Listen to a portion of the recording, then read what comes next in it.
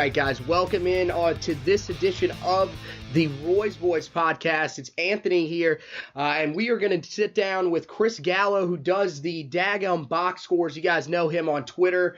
And, first of all, I guess, we got to ask you this question, a little off topic to start out. How did you come up with the name Dadgum box scores? I'm assuming that, of course, derives from Roy, but why that specific name?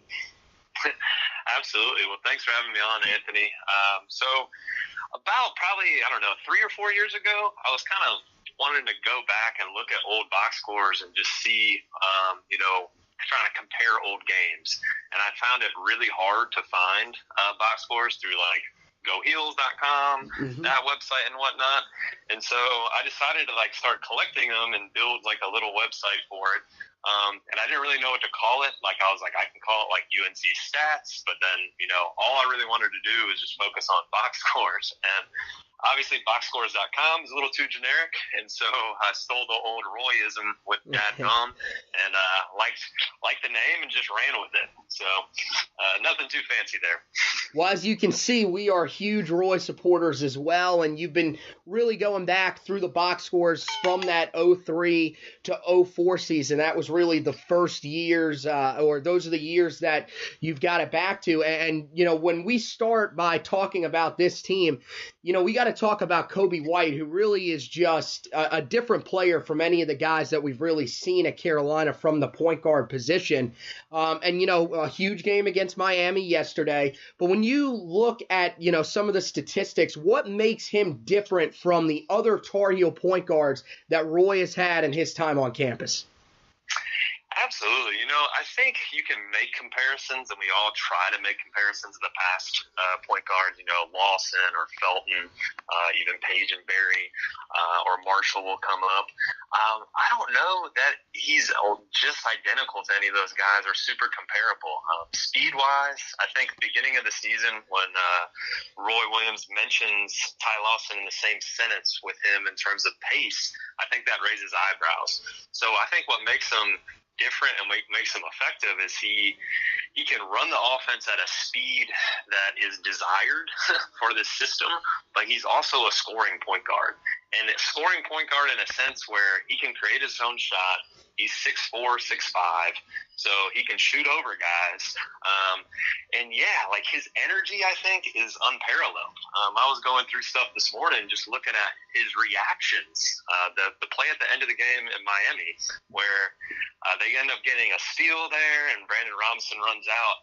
He's diving on the floor trying to get the ball, leaping, and then sprinting down the other end and, running into Robinson. His energy is just – it's unparalleled.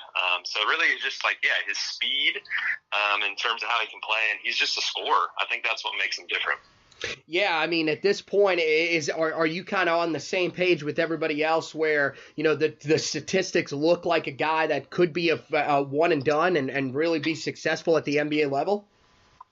Yeah, I think it's trending that way. If you kind of read the tea leaves, I think going into the season there was maybe you kind of expected him to be around 2 years, but it's so hard, I think, to project some of this stuff. But I think, he has, he has the size at that position. He's playing really, really well. And it's just, I think more often than not, he's not going to be here longer than a year. Obviously, a ton of things can change. I remember way back when, almost a decade now, after the 2008 season, I thought all those guys were gone. And they came back. So you don't know. And so enjoy it while you can. There's not many games left, and now we're in February and March is approaching. So just watching him play, you just got to take it all in because he's so much damn fun to watch. Oh, you are right about that. Let's broaden it just a little bit, and we'll talk about one of the narratives that's really been going throughout the season, which is that this team really just hasn't had the same offensive presence in the post. When you look at these statistics, are you seeing that, or has that, maybe kind of changed as the years gone along, or is that just a false narrative altogether? I think there's some truth to it. I wouldn't necessarily put a whole lot of I want to go the extreme way and be they're not running, what they're have run in the past. The system is more or less the same. It's just the personnel is different. Mm-hmm. So, I mean, you don't have – and the game's changed too. I think that's one of the more fascinating things about it. The game, 10 years ago when Hansborough's in the post, you could throw him the ball. He's going to get to the foul line. But the game has changed in terms of it's more played on the perimeter now. So with this team, yeah, I do think they are lacking some of, like, the size. And I think Garrison Brooks really is doing all that he can to fill that role. I'm really interested to see if Manley comes back healthy and is able to contribute in some way. Mm-hmm. But yeah, this team is more perimeter oriented. They do have balance to score, but those guys again are all on the perimeter. So it's not necessarily your traditional, big men. We're going to throw it inside and play that way, and maybe just pound you on the boards. Meeks and Hicks aren't in the post anymore. You don't have Tony Bradley coming off the bench. So you have to find other ways to win. So ball movement and being like the system that they run, everything has to be very crisp in order for them to succeed. And when it's not, I think you see the shots don't fall. And yesterday, one of the things that was really surprising is they couldn't get any offensive rebounds, and that kind of struggled for them. But yeah, I mean, I don't know that it's like full blown. I think that narrative like has some truth to it, but I don't know if it's as far as you would think the other way either. Well, I mean, Garrison Brooks is one of the guys that really seems to get a lot of criticism from the fan base. When you look at it, has he taken a step forward? Because at least from what I've seen, I think he definitely has improved himself a little bit, but it might just might not be on the level that some Tar Heel fans were hoping. Yeah, and I think Brooks in general, and I think just the entire team looks more confident over these past, say, this 7-game win streak. Mm-hmm. They've been in some situations that have been a little tough or a little different, and they've been able to have a good result out of that. And I think the confidence gets built up. But I think Brooks, he's progressed from last year. I mean, I listen and try to pay attention to a bunch of other things, and there's the Carolina Insider podcast, like Jones Angel and Adam Lucas. Mm-hmm. One of the things, they have access to the players, right? And so they've interviewed Brooks in the past, and he even said, my first year coming to the ACC play, I didn't really know what was going on. And now you can tell he's just much more confident. He carries himself a little differently. He shows more kind of emotion on the court. So I think he's doing all that he can. I think he's important to this team's success, and it's really hard to quantify. The numbers aren't going to jump off the page. The film's probably going to tell more of the story. He's really important defensively. He is important offensively, too, and that's what a lot of, I think, maybe casual fans or people who are just watching maybe won't realize, because he's important offensively in ways that it won't necessarily show up in the stat sheet. So I think he's progressed, and I think he's going to be, like, if this team wants to make a run, he's going to have to play a very big role. So we'll turn from one common notion to another common notion about this team, and that's really that many people still think this team is struggling on the defensive side of the basketball. But at the same time, when you look at the defensive efficiency numbers, they do rank pretty high in terms of the KenPom rankings and around the country. So, when you look at this team, what are you seeing through maybe some of the statistics? Is this team playing well defensively, or where are they kind of at?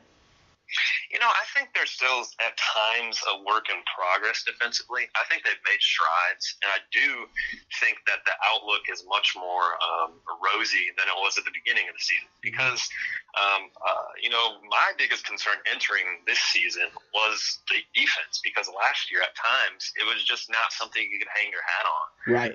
But the Louisville game was really just a terrific example of how defense can turn into offense, and how forcing turnovers and just having activity can have such a big effect on the other end of the court for them. The Georgia Tech game was really good numbers-wise defensively. The last couple, State, I wouldn't put a lot of stock in that State game, simply because the last 12 minutes could be garbage time, if you will. And when you're playing at that high of possessions, it kind of just, it's hard to notice it. And then yesterday, I think where this team still struggles defensively is when you have a guy like Chris Likes, who is slippery, he can shoot, and he knows how to read the defense. Ball screen defense, I think, is still probably your chief concern when you're looking at things, because at times they really get in trouble. But you know what? Like, some of that is also, you got to give credit to Likes. I remember last season, Markel Johnson, who hasn't maybe played as well as he can for NC State this season, was he tore Carolina apart. And when you have a guard who knows how to read the defense, you can almost play it exactly how you're supposed to, and it still won't work out. So I think they're making strides, and I think what's encouraging is the freshmen are contributing on that defensive end. You're starting to see that a little bit more. And so defense, I think, is I think defense is less predictive than offense, if that makes sense. And defense is also one of those things where it's like a unit. Like, Kenny Williams can have 40 good plays, but if the other four guys aren't doing what they're supposed to do, it doesn't matter. So we'll see, but I think defense is something that this team is going to need, right, moving forward, because they're getting ready to play some really efficient offensive teams here down the stretch. Yeah, you're right about that, especially with some of the games that we're going to see coming up. Virginia, a team that, really, I think, kind of sneaks under the radar, but is having a pretty good year offensively. And then, of course, Duke coming up on February 20th. And then, of course, we'll play them again on March 9th. So, one of the other things, we'll keep the focus a little bit broad here, and then we'll start to get into some of the specific players once again at the end. But, when you look at turnovers, that was really a big part of the early season struggles. And, while it's begun to sort of, take a little bit of a backseat with the wins, it's still a little bit of a concern here and there. They turned the ball over 17 times the other night against NC State, but it really didn't hurt them all that much. Still, with some of the teams that we're going to see coming up, and especially with a team like Duke, who has been so successful in running the floor this year, and really that's the way that they've run away from a lot of their opponents, no pun intended. When you look at it, is turnover still a real concern for this team right now? I do think it is, but it's also it's a very interesting thing to try to evaluate, because the answer isn't zero turnovers, right? Right. A lot of folks will kind of describe it as it's the cost of doing business the way they play, and I think there's some credence to that too. But all turnovers aren't created equal. Like, I believe in that. Adrian Atkinson, like Freeport Kid on Twitter, does a lot of detailed work. And I think some of that work can be really telling. A live ball turnover can be very, very deadly. Whereas a dead ball turnover, it might hurt you, but at least you get to go back and play defense and have a chance to stop them. So what's fascinating about that is some of the dead ball turnovers are just simply completely boneheaded. Watching the reaction from the coaching staff at times it's comical, the way they react to some of the passes these guys throw. And I think you got to clean that up. And really, I think where turnovers is important for this team is shot volume. Because, again, if you're turning over the ball, you're not shooting. And if you're not shooting, you obviously can't score. And even if you do get to shoot and you miss, you also can't get an offensive rebound if you're turning the ball over beforehand. So in games, like you look at that Louisville game, that's a pretty good example where they shot the ball worse than Louisville from 3 and from 2, but they were able to kind of limit the turnovers. It's not like they had zero, but they were able to limit those turnovers and get offensive rebounds, and that's how you're able to overcome a poor shooting night. So I think that's where it's important. I was looking at some Virginia numbers kind of leading up to tomorrow, and I remember they played them last season in a game that had under 60 possessions, and they turned the ball over 30% of those possessions. So that can't happen, right? Yeah, for sure, especially against them. Man. Absolutely. Oh, yeah. But, yeah, no, I think you're right. And I think, part of the thing that a lot of Tar Heel fans have to understand is that, with the pace that you play at, there are going to be some turnovers. This is still a younger team for the most part, especially once you get into the depth. So, yeah, you're going to have some of those issues. But I get exactly what you're saying. And, yeah, Roy's reactions, I mean, they're always classic. But whenever they have one of those dead ball turnovers that, it's just a pass that is 3 or 4 feet ahead of a guy, that's, those are some of the best ones right there so far this year. So, yeah, when you look at some of the guys that really have improved this season, I think the guy that's improved the most, outside of the big guys that everybody talks about and the starters and everything, I mean, Brandon Robinson, it really has taken a step to the next level so far this season. We've seen him step up even, more with the injury to Leaky Black. Is there a specific area that maybe you're seeing statistics-wise where he's taken the biggest step, and maybe is there an area that he can continue to improve to take that next step? Yeah, I mean, absolutely. I think, it's just unreal to see how his minutes have increased and his playing time has increased in conference play. He's one of the few players outside of the starters who has actually played more in conference play than he did in non-conference play. And I think his length is very useful on the defensive end. I think you've seen him in the game, in late game situations now. He was yesterday, right? Which I think is very telling. The staff trusts him in terms of what to do, especially on that end of the floor. And then shooting, like he's been able to confidently knock down that shot. And something like statistically that might not jump out is what he's doing is he's not forcing it. And it's hard to quantify that, but if you watch some of the film, he's taking open shots, and where in the past I think with him he'd get the ball and it could be a little black holey where he might shoot it and you're like, I don't know if that's the shot we needed right there. So really I think it's just decision making. He's playing with more of a brain when he comes off the bench, and his length is an issue on the defensive end for teams. Like he can get into passing lanes, he can deflect things, he can get out and run the break. So his development I think has been huge, and a lot of people have kind of pointed this out, and I think it will be next year is when you'll really see, well, now here's a guy coming back who has confidence in how he's performed this season. But he's shooting the ball like 43% from three. In conference play, he's only taken 15 attempts, but he's made 7 of those. So that's pretty good. That's what you want. Yeah, you got that right, for sure. And to see his improvement has been sensational. We'll finish up with the guy that's really improved the most throughout this season, and really, I think the guy that's turning into every Carolina fan's darling at this point, and that is Nassir Little. When you look at his progression, where has there been a difference in his game from the early part of the season to the, where we sit today? Because it really just seems like I thought it really started in that Louisville game with how, aggressive he became, how he started to drive the basket and realized that was where Carolina needed him, was inside. And really since that point, everything seemed to take off. But where is that specific area that you've seen him improve the most? Yeah, well, I would probably tend to agree with what you said right there. I think aggressiveness, his free throw rate is up like a ton.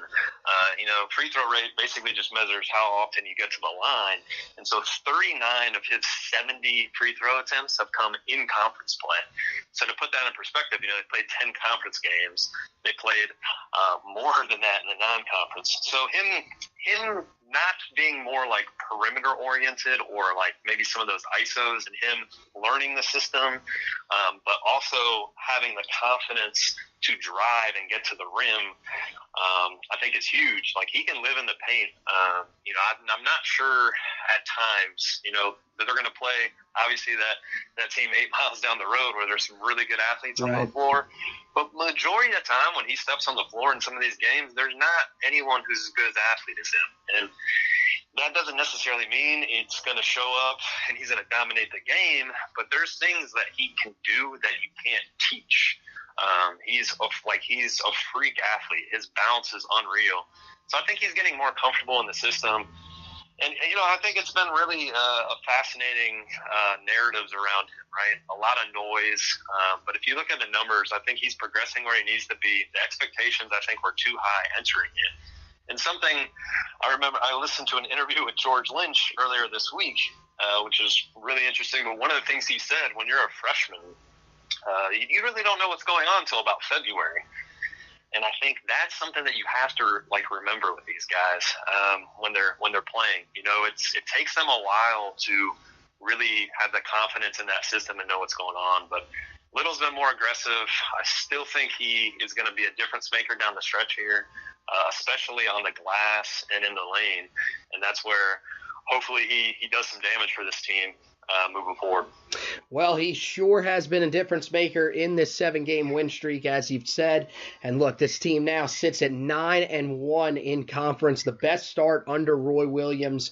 It has been fantastic to see the Tar Heels really get themselves turned in the right direction here after what was, one of the starts that I think a lot of people were, questioning, if this team had what it took to be able to get back to where they were hoping. They thought it early in the season, that this team was one of those teams that, had the talent to make a deep run, and it's seeming like now everything's coming together. So Chris Gallo of the Dadgum Box Scores, he's the man that runs that account, and he has done a fantastic job here with us. He's been doing a fantastic job with those box scores for the last few years, and we appreciate you stopping by and talking a little Tar Heel basketball with us, helping us break down what's going on, Chris. Yeah, absolutely. Thanks for having me, and hopefully the rest of the season is just as exciting as the past few days. Yeah, we can only hope that, as you mentioned it, the back half of the schedule is definitely tough, but this team is showing right now that they've got things going in the right direction and that they should be ready for that battle. It'll, of course, start on Monday against Virginia. So, Chris Gallo, you take care, sir, and we'll talk to you down the line, okay? All right, have a good one. All right, Chris Gallo of Dadgum Box Scores. So, I'm Anthony Pagnotta. As you guys know, the co-host. Josh will be back, of course, hosting the podcast as we get ready to, we'll of course, recap the Miami game and we get ready to break down the Virginia game that will be happening on Monday. But we want to thank Chris for stopping by and chatting with us a little bit. You guys, of course, can look him up on Twitter. That's Dadgum Box Scores on Twitter. He does a fantastic job in breaking down every Carolina game that has happened since the 03-04 season. So he has gone back through and done a sensational job at looking at all that, and he has all those comparisons that we heard while talking about Coby White, and he did a great job, of course, breaking down this year's team. So, as always, we will remind you that you can subscribe to the podcast on Spreaker, iTunes, got it on Spotify, as well as iHeartRadio now. So the podcast's starting to take off just a little bit. You can check out Josh's blog. That is the Roy's Boys blog, which is on Medium. As always, you can check out my coverage of the Carolina football team, which is on my own website. That's www.heeltoughblog.com. And you can also listen to the podcast there, or you can listen to the podcast at the same spots that you can listen to the Roy's Boys podcast. Just search Heel Tough Blog podcast. So the next edition of the podcast will be coming out later tonight. Make sure you guys are ready for that. It's going to be a huge edition as we talk about, as I said, we'll recap Miami. We'll tell you exactly what happened there. And then, of course, we will turn and focus on what is a massive game for the Tar Heels against Virginia. This is really one of the Tar Heels' big tests of the season, really their biggest test since entering ACC play, as they get ready to turn to the back half of the schedule that, as we mentioned, features Virginia, also features Florida State, Syracuse, and Duke twice. Of course, that's what's going to headline that back part of the schedule, but it's not going to be easy. But the Tar Heels, they've got themselves going in the right direction, so let's see if they're able to keep the momentum going. Thank you guys for listening. Go Tar Heels!